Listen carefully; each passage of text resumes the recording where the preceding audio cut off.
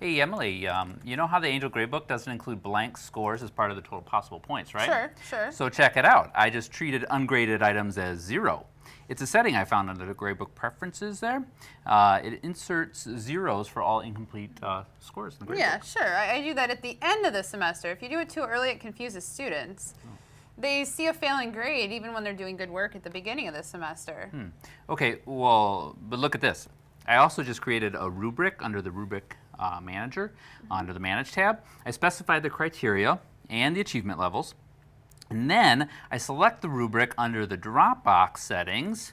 And now I can, my students can see the expectations, and I can click on the rubric to grade their assignments. Totally saves me a lot of time. Well, I probably save more time by my auto-grade agents.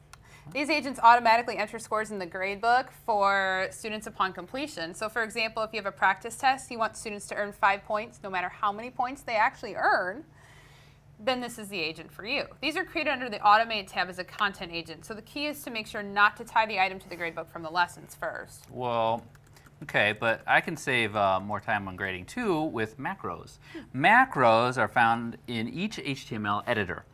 You can create and save common feedback messages to students, and even include tokens like student name.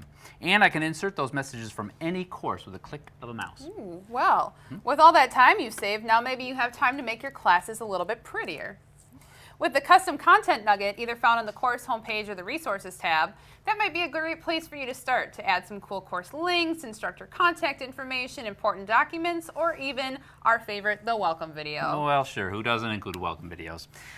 Here, but speaking of making it pretty, check out my sweet section headings. Section headings are customizable text blocks that can be added anywhere inside lessons or inside a folder. And it may be used to just explain an assignment or separate the content. You can even add colors or images like I just did there. Yeah, and they look good, but they're not as pretty as my custom designer icons. Changing icons just makes my course look beautiful. I can add any picture in place of the boring old default icons by clicking Settings, Advanced, and uploading an icon under the icon URL. There are even some built-in icons you can use if you don't feel you're artistically inclined. Yeah, that looks okay, but you know, pretty course design doesn't mean solid course design.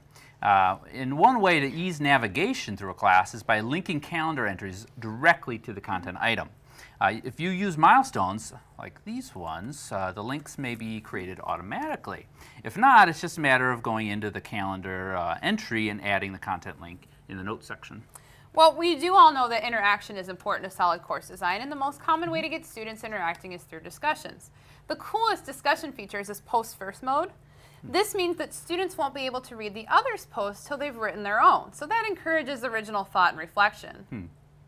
And you know, for those students who aren't putting forth the effort that you'd like to see, user tracking and reports is a useful tool for instructors to see who is and who is not completing the assignments. And you can set the user tracking to everyone by default in the lessons preferences.